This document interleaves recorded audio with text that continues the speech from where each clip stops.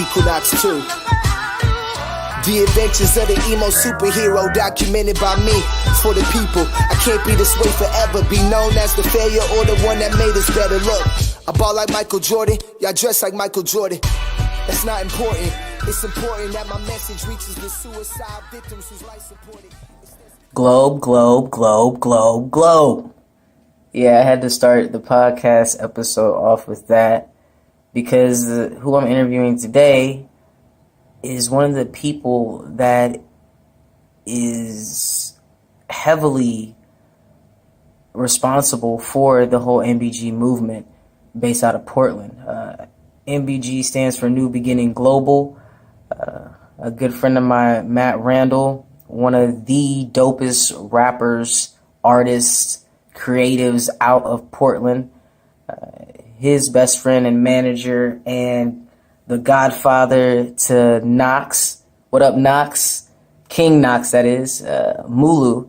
I'm going to be interviewing today, and he definitely has a story to tell about all of the things that has led up to NBG. Here it is. Yeah, speaking of, being behind the scenes and everything,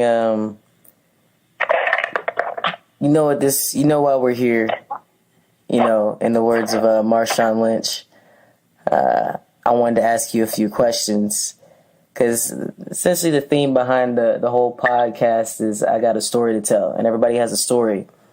But I want to shed more of a light on the people, like you said, that work behind the scenes. Because, without those people, and most people don't know, the train would not be going at all.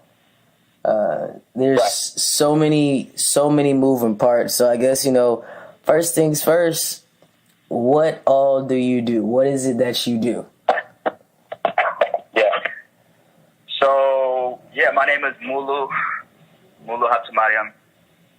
And I think how I would define what I do is that it all comes down to my desire and my intention to be of service to others. And how that manifests itself through music, it's, being a talent manager, being a performance DJ. So a lot of times, like, some of the acts that I manage don't have their own solid DJ. And I've had experience in, I'd say more so doing, like, DJing for events when I was in college and, house parties and this and that. So I have enough of some of the basics to be able to DJ for the talent that I manage. So I do a little bit of that. And then as far as, like, beyond, and then also doing, like, video production. So, like, I produce a lot of the videos for my acts, like, so I'm finding videographers to work with, and I'm helping ideate, generate, video treatments, and then being the person that's working really closely with the talent and the videographer to bring the idea to life. So a lot of the, production work is like, a lot of that work looks like handling all the communications, helping scout locations, helping with props, helping find other talent, helping if we need to borrow resources from a business, or if we want to shoot a video in a business, like, it's my responsibility to initiate that conversation and that reaching out. Yeah, so being a video and film producer and managing the entire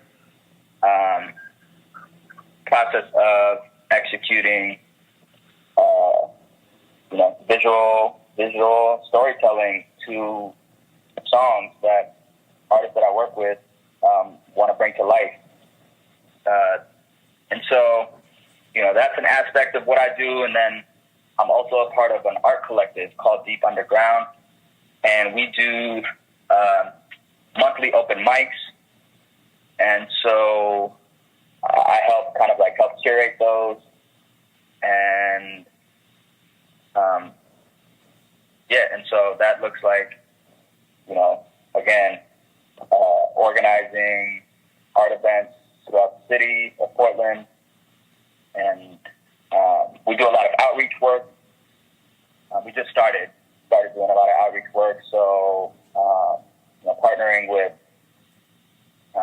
mostly youth engagement forms of organizing. So just trying to find ways to get the artists of our community to commit themselves to using the things that they're talented in to seek creative solutions to help solve social and community issues or problems or needs. It's not always about problems or issues per se, but it's just there's kids who don't have access to the arts or to artists, and particularly artists of color.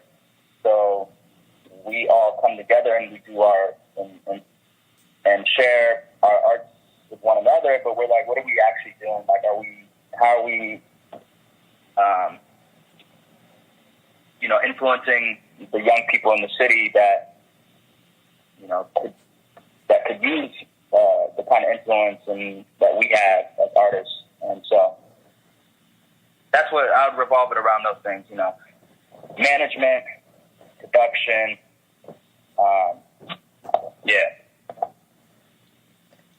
So did you go to school for that, or what did you? I know where you went to school and everything else. So for all intents and purposes, go ahead and did you go to school for it? Is that what you thought you were going to end up using your degree for, or is it something that just kind of happened over time?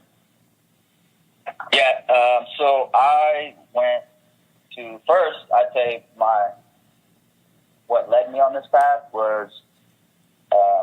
Here in Portland, there's this high school, Benson Polytechnic High School, and it was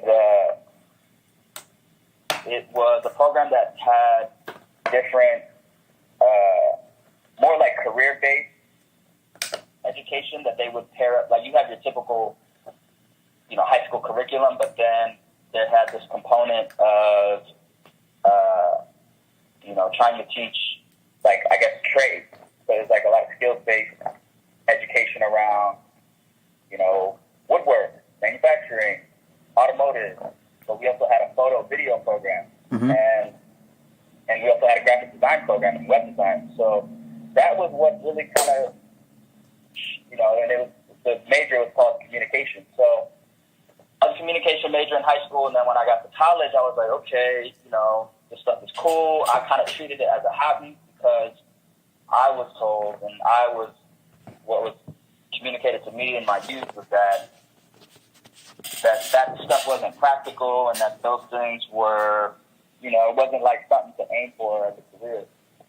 So I kind of drank the Kool-Aid and was like, okay, I'm trying to be a lawyer then, because that's how I can see myself, learning and being able to impact my community as a lawyer through the legal means. Because again, I ultimately just want to give service to people, and I felt like I was privileged in a lot of ways, in that I had this opportunity with my education and the school that I went to, the University of Pennsylvania in Philly. But I was like, I can't just go to a place like this and then just I don't know, do art. Shout out UPenn. Shout out UPenn. Yeah. Shout out UPenn, Quakers. But then, I kind of, none of it just felt right. I felt like I was chasing money and chasing power and privilege and all this stuff that wasn't really me. And I was doing it because of the social pressure from the school, that's what the culture was like. It's and then also just because I had pressures from home and my parents who wanted me to who just, when you come, my family's immigrated to this country and they're always trying to push. I think this is just the norm for a lot of immigrants, or young people with families that immigrated to this country. Your parents want you to go be doctors and lawyers and engineers and all these these kinds of jobs and that have like a high status associated with them. And so, whereas like, art and artistry isn't. So I think I had to unlearn and just like kind of be comfortable in speaking my truth and things that I felt like were right for me, which was a long journey, and a journey that part of the way, like it was like, there's a lot of frustration, there was a lot of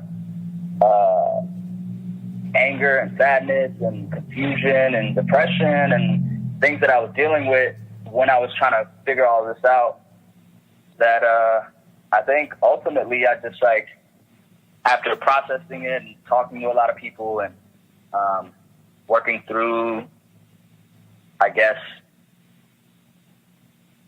all these things that just like an uncertainty that I had about what I wanted to do with my life, I kind of reached this conclusion that, I wanted it centered around the arts, around healing, around education, and just like community. So when I came back to Portland after I finished up in school, and actually, arts and education and all those things I just listed were actually a big part of my college experience, but I just didn't, to me, they were just like extracurriculars. Like I wasn't like, this is going to be my life. So I was already doing the things that I was really passionate about. It's just like, I didn't take them as seriously as like, what I'd be doing for my life, like long, I guess as like my profession. No, I understand. It was just fun. It was a hobby. And hobbies don't, we're told that hobbies don't pay the bills. Yeah. And so once that shift happened with myself, I think that's when things started to click. I always had homies that were doing music, but it was like, I'm in school, so like I couldn't really help them in the way that I wanted to because I had to focus on graduating and doing all this other stuff, so I couldn't really do the talent management stuff. But in school, I was DJing, I was throwing events, I was a part of a concert. There's a social planning events committee to represent undergraduate minorities. So I was already doing stuff that was very intentional for like, and focused on like doing things for, Black and brown peoples. I just didn't know it at the time. It didn't click, but I was always kind of doing this kind of stuff. And then once I got to Portland, there was this art collective that was doing that. And I was like, yo, that's dope. I kind of was already kind of doing stuff like that. And it was led by two, women of color. So I really gravitated towards that and wanted to contribute and to continue, to kind of help continue elevating the voices of women, and particularly Black and brown women. So I was like, this is dope that, they started this, this open mic, and the community was so loving, and it was centered around creating safe spaces for, for people of color, especially in a white city like Portland, for queer people, for people who are uniquely abled. It was just like this dope movement, and I got down with it, and then now I'm a part of it, and I'm helping putting it on, and we do it every month. And then within a year, we started getting major looks from, I'd say, like the mainstream arts like organizations in Portland. So like there's one organization called the Portland Institute of Contemporary Art. Like there's like, this huge art fund, and they gave us mad bread to like do some stuff. Now with the Portland Museum of Modern Art, like that's in the discussions right now. So we're starting to build momentum. Build momentum and like create access for our communities that that are underserved and that don't have access to these like overwhelmingly white, overwhelmingly affluent spaces, which is especially what a lot of art scenes are like in a lot of places. And then just on the hip hop tip, it's also like, it's very hip hop based, like, like open mics always have been. And so it's a lot of poetry, it's a lot of dance, it's a lot of MCs will come up. It's a cool way for me too to come across talent. Like I'm always like coming across, new dope talent. And as a talent manager, it's just like, I get a lot of value out of it in a lot of ways. So yeah, that's a little bit. I kind of went off right there, but yeah, that's who I am and what I do. And Now, do you still have a 9 to 5? I do have a 9 to 5. The 9 to 5. Right now, I'm working at a really unique position with a really, really cool agency, advertising agency, Whiten and Kennedy. He's being modest right now.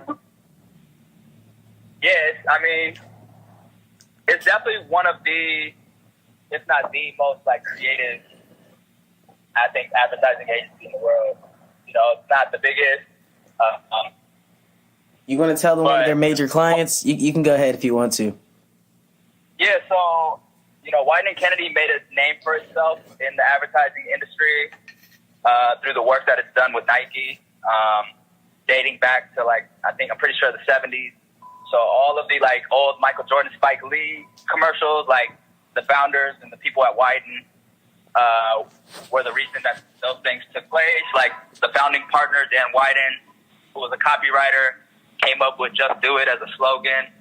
And then since then, they've been really, responsible for making, clients and brands that kind of were no longer popular within certain demographics in certain times. For example, Old Spice. Old Spice is popping now because of the work that Whiten Kennedy has done for that brand. And we have KFC, a lot of big brands.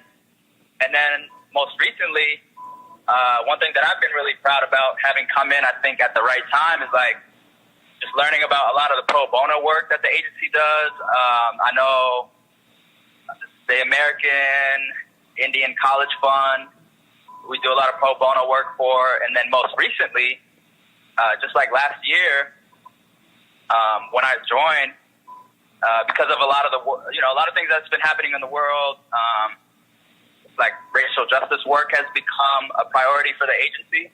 Mm-hmm. So they committed themselves to, walking the walk and officially making racial justice an account.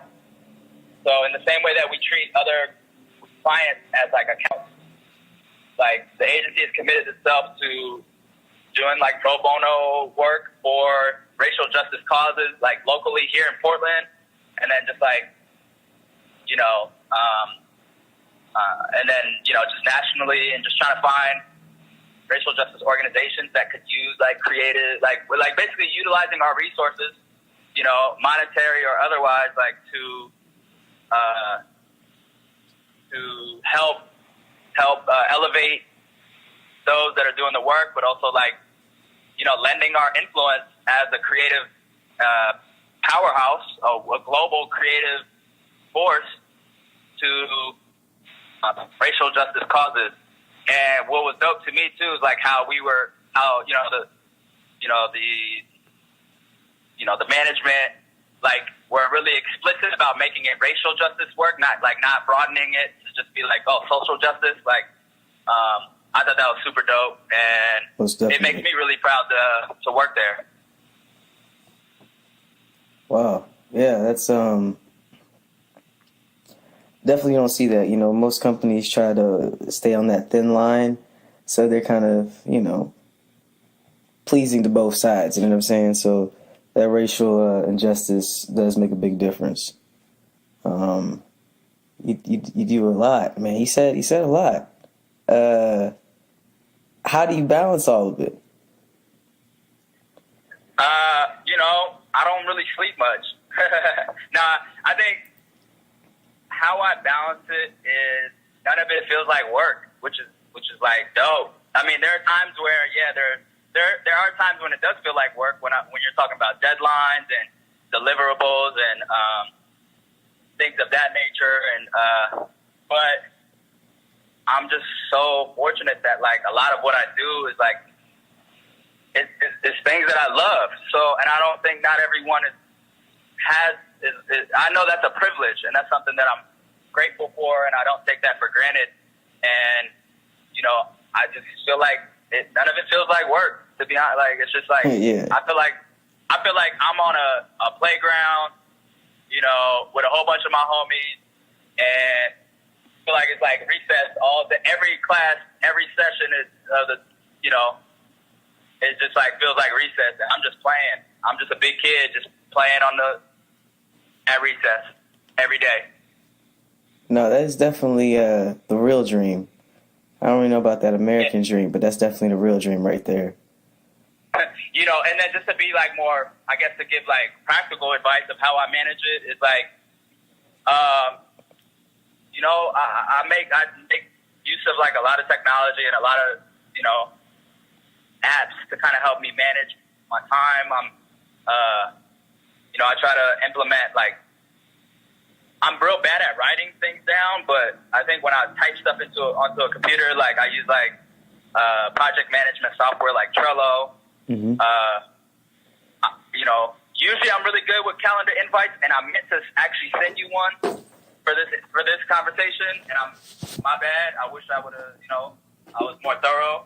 So, you know, I'm not perfect. I fall short sometimes. It's all good. But, yeah, so, you know, using technology, calendaring,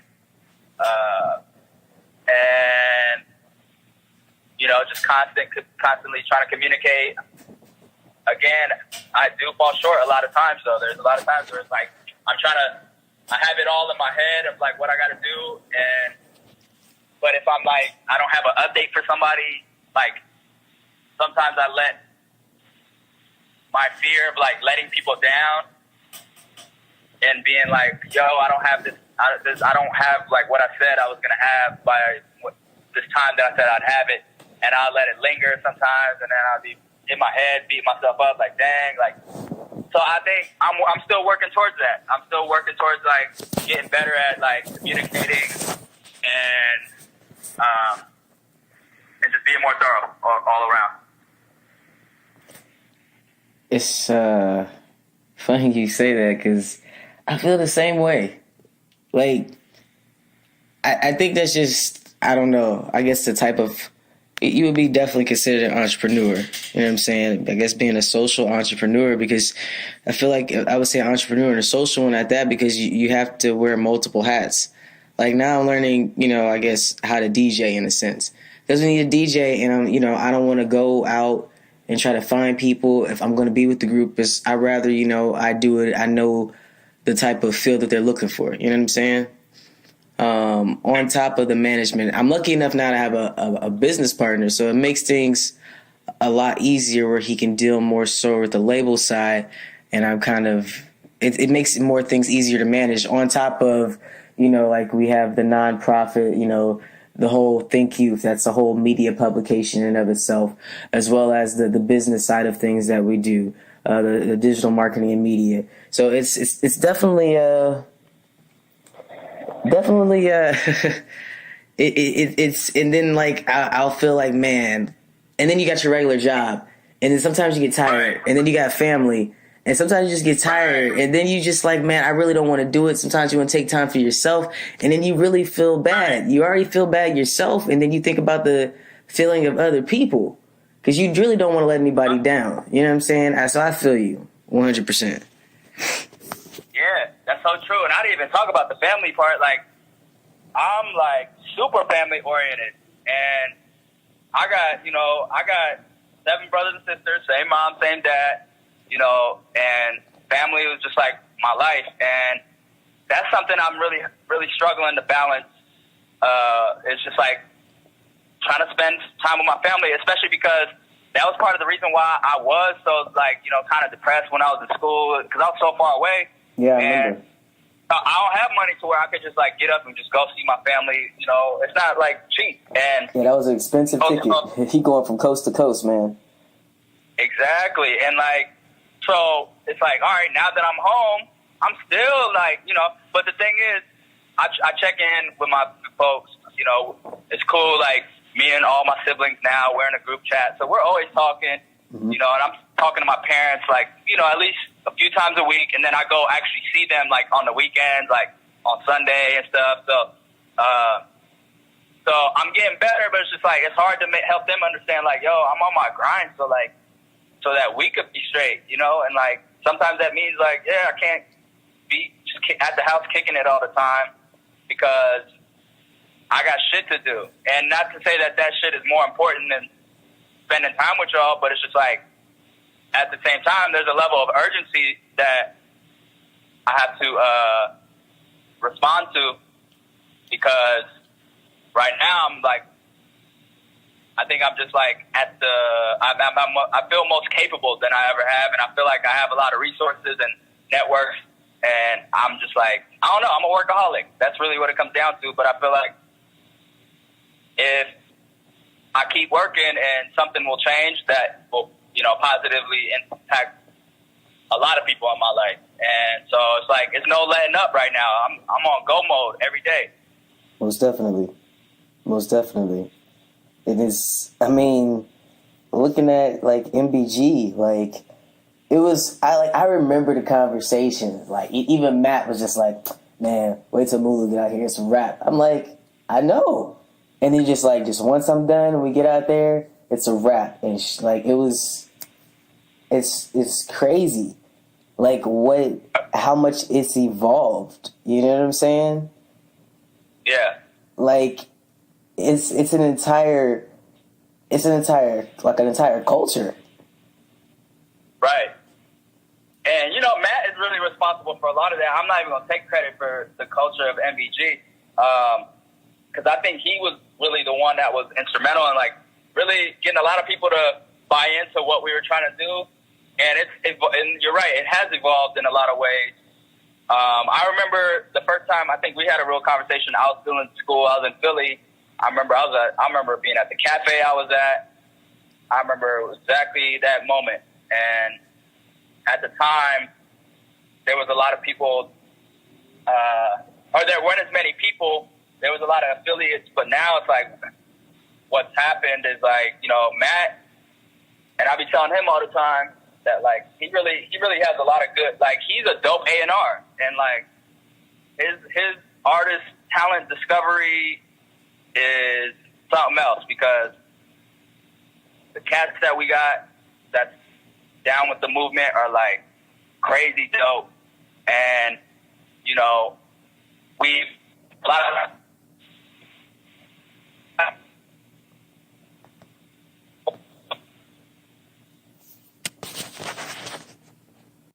more like, yeah, Matt's a really, really dope A&R. I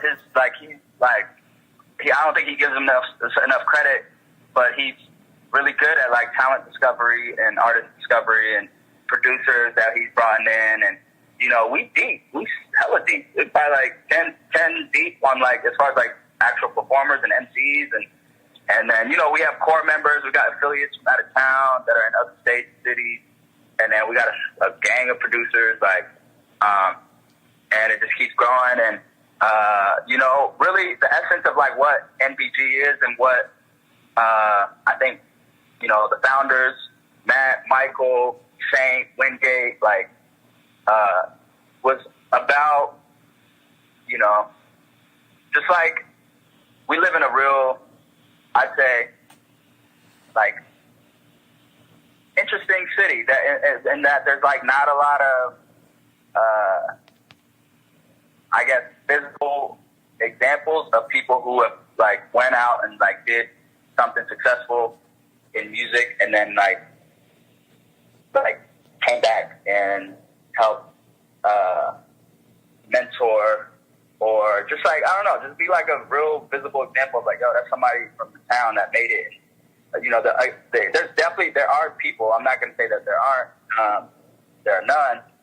And, but for one example, I'd say like Farnell Newton, a trumpet player from Portland, or actually he's from Florida, and he's lived in Miami and Philadelphia, but he was someone that had a lot of influence on a lot of young people in Portland growing up, in North Portland in particular, because he worked at a rec center, but he was a jazz musician at night, and he was the one that I felt like, man, really put me on a lot of dope hip hop. I was in middle school. He put me on to like Mos Def and Quali's Black Star. But then he also was a producer. Like, he was a hip hop producer, so he taught a lot of cats like Fruity Loops, and because it was a rec center, so he would just like, he put Fruity Loops on all the computers and was like teaching like production classes, and he designed all his own websites. So he was honestly like somebody, like, that was like my idol, like my role model. Like, I was like, yo, he designs websites, he does music, he's like tours. Now he's touring, he does tours with like Jill Scott and Bootsy Collins and all these like big names in music. And he's every year he's going to like Essence festivals, like, so he's a real I think model of like someone from around here that we saw put in a lot of work, had his 9 to 5, but was still doing his music thing, and is still out here, still putting in work. He just dropped the album yesterday, a new jazz album. So, but yeah, so but I was saying all that to say that people here can be a real negative. It's not it's a real gray, gloomy town, and mental health is an issue for a lot of people here, because a lot of people just don't have access for, I guess, like professional, therapy. And I think it was just a thing that we noticed, like a lot of our, people that we knew in our communities were like just really in these toxic environments and didn't know how to deal with that. And we were like, and how they came up with the name was that, New Beginning was like a mantra that they kind of would clung to, because it was like how they wanted to live their lives, and by approaching each day, I guess, with a new mindset, despite whatever pain, trauma, anger, sadness, anything that they might have been dealing with, in the past or the day before, that, this one sliver of hope that can help motivate them and motivate and inspire their creativity, was just like knowing that, today's a new beginning. So it's kind of like a movement that was born from that. It's almost like, it's a way of like healing. And that's just something a lot of the other artists that we brought in were like, yo, that's what music is, a powerful force, and it has the ability to do that. Mm-hmm. And I know for me it does. And I know even just like culturally, my Eritrean culture, like music and dance and all this, it has there's like a lot of spiritual value out of it. And then when you talk about just like our ancestors as like, as people of color, as black folks, like, we all know that, like, and just indigenous peoples too, like, music is just like at the center of a lot of like ritual and just like healing practices. So it was like, yo, that's what we're about, and that's what the Phoenix and our logo represents, rebirth through music, through musicianship. So that's what we're about. That's what we want our music, the kind of impact we want our music to have on people, is that they feel inspired and motivated to get up and move past and process whatever that they're dealing with, so that they can continue to go be great at whatever it is that they do. So. Wow. It's definitely a story that most people would have never gotten just from looking at the logo, but it gives like the perfect like definition to the entire movement and the culture of it. I mean, and it definitely makes sense. Like, I don't know, every time I see the word globe, I hear a Matt in my head just saying globe, globe, globe over in my head. Like, that's the impact, that it's made, and it's, you know, the phrase "coal under pressure makes diamonds." Like he's going through a lot. People that go through so much, like it's diamonds, and he doesn't. That's what he's created. I mean, and you're right. He doesn't see what he's created, and it's beautiful. You know what I'm saying?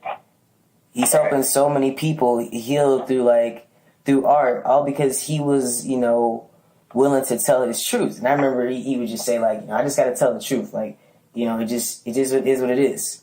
And I'm like, that's how everybody should be. But, you know, it's hard to be yourself in a world where, you know, that's not common, you know? Right. Yeah, and that's so true.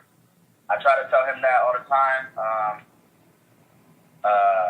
Yeah, Matt's always been an open book. And I think that's what I've always admired most about him. Because, like, I'm not. You know what I mean? Like, I think part of it was because, again, I grew up with a lot of siblings.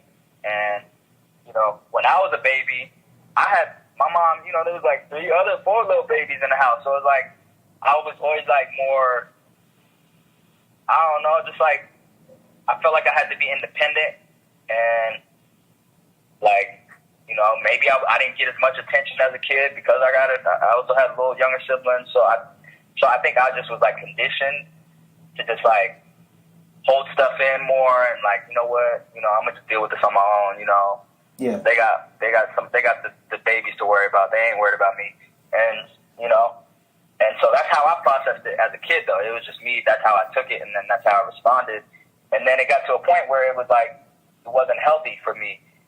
But I would look to people like Matt who were just like, you know, and maybe it's because Matt was the only child, where he was like, and he's an open book. You know, everything that's going on in his life, good and bad, and but it helps others kind of, you know, it helps other people be there for you in the ways that, because they know what your needs are, emotionally, personally, whatever have you. So that's what I took away from like my friendship and our relationship together. Just like how to be more courageous in speaking your truth.